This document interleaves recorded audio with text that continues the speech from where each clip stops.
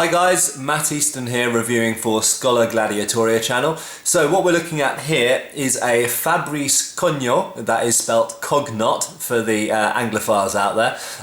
Fabrice Cognot Baselard. Now, first of all, I'll talk about what is a Baselard briefly. A Baselard is what you can see here. It has characteristically a hilt which is I-shaped, like a capital I, letter I.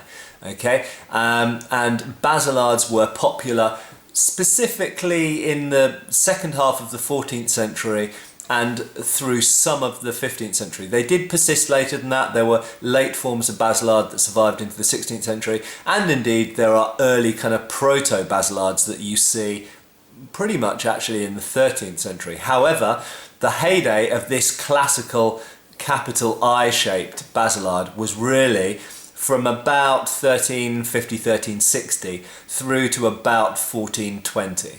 Okay, so they kind of occupy the same period of time as the middle of the 100 Years' War.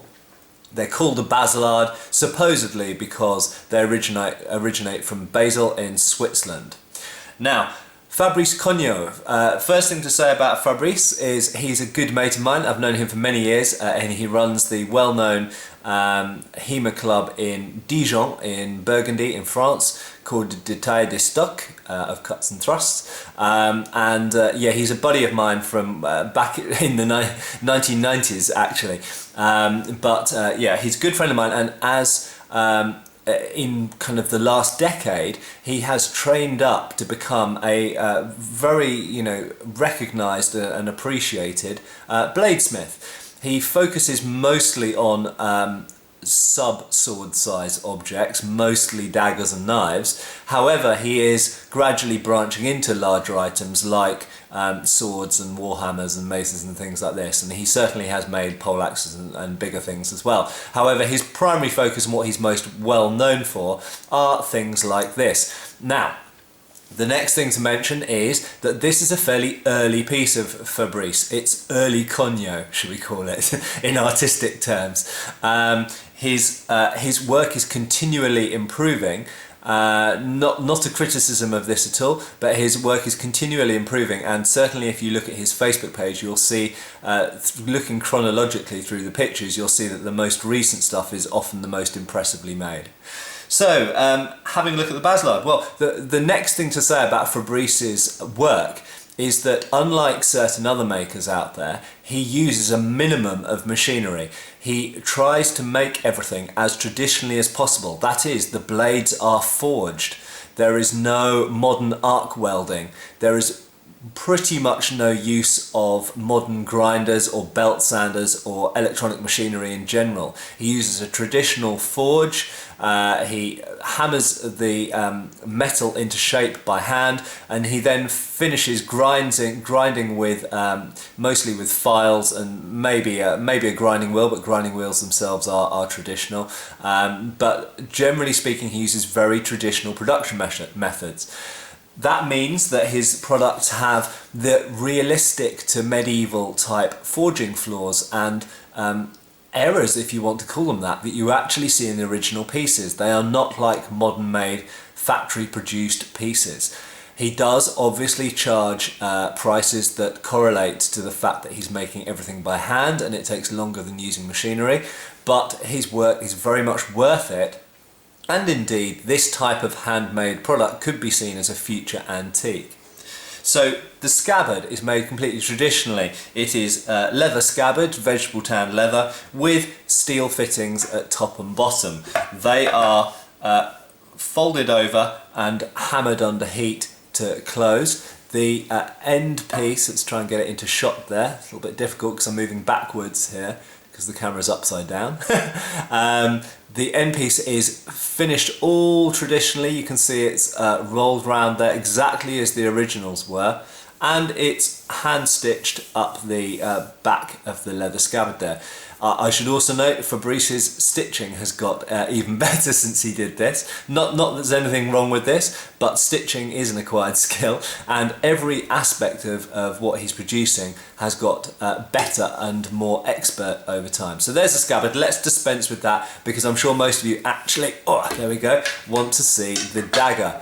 So there is the dagger, and it is a copy of, well, it's a sort of amalgamation of 3 or 4 different surviving Baselards that survive archaeologically. One of them is in the Royal Armouries in Leeds. I think there's one in the Museum of London, and there's various other famous ones. You can read more about Baselards incidentally on My Armoury. I think there's a good article about them. Now, one of the key things is most Baselards that you will buy from most makers, they actually kind of add on parts to make up this eye shape. One of the critical things that Fabrice does is he doesn't do that. He does it in the traditional way, and that is that this entire eye section is one piece of steel. It's not cut out of a flat piece of steel, it is forged. So he starts out with a bar of steel, he forges the blade, and he actually forges out the extensions for the pommel and the guard. Okay, so it's, if I lift it up the camera, you can actually see it's got some irregularities in the tang section because that has been forged out of a single bar of steel. And remember, of course, that medieval people did not buy their steel in sheets and cut it out with a laser.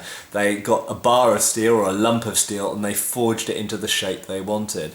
It has the correct distal taper that you would expect. It's fairly thick at the base of the blade and it narrows across the blade, but still retaining a relatively thick armour-piercing point because, of course, this is the age of padded armour and mail and gaps in plate that you want to exploit. So this is a dagger. Whilst it is primarily a civilian dagger, they were carried in military life as well and were expected to be able to deal with certainly gambesons and mail at least.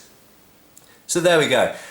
It's the wooden parts, I believe, on this are, they're not boxwood. I think they might be ash on this. I'm sorry, I can't remember that. The rivets holding them in are individually made hollow brass tubes. Again, this is completely traditional and accurate to the original types. Each tube is individually formed from a piece of brass hammered plate, which is hammered round into a tube, and then the hole is bored through the wood, through the tang obviously, or hammered through the tang probably, and then the rivet inserted, and then because there's a hole in the centre of each rivet, I believe you insert a sort of spike into the centre of each hole and hammer it, and that flares out the opening of each tube and rivets, essentially vices the grip plates, the wooden parts, tight against the steel of the tang. So it's utterly traditionally made. The fullers are not ground, they're forged. That's why you've got some irregularity in the lines there. If you look at original medieval swords and daggers, the fullers are not normally dead straight because they are hammered in. They're not, generally speaking, ground in with a grinding wheel or such like. And really what Fabrice is doing is a form of kind of living archaeology, reconstructing a lost art of making artifacts like this in exactly the way that they would have been made originally. So I'll post a link to Fabrice's Facebook page and where you can view more of his work. Very impressive things like warhammers and messers and rondel daggers and all sorts of other things he's done. This, as I'll repeat again, is one of his relatively early pieces that he made for me in exchange for something I gave him. And he can be contacted through Facebook and commissioned to make pretty much anything you like. And he is a fantastic maker and a very nice guy. So there we go. Take care, guys. Bye.